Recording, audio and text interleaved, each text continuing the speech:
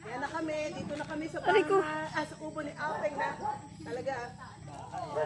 Oo nga. Sa mansyon. Yan. Talaga kahit maputik, ha? Dalihan mo nga kasi. Aba, at ako'y magtaya. Dali. Ilahin na lang na. Ayan. Ayan na po. Wala makikialam ni Riha pa. Sharon ko to mamaya. Magkalinawan tayo. Kahit kami nauuhaw, hindi kami inom. Lalagyan. Ubusin nyo ang laman. Huwag lamang lalagyan. Akala ko yan ko eh.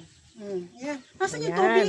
Pakita. Dito na po kami sa mansyon ni Apeng. Kami na kayong Yan. dito. Ayan ang tubig pala nila. Saka po siya, di ba? Yay! Napakaganda ng kapaligiran. Ayaw, lagayan ng pang Sharon. Inyo na.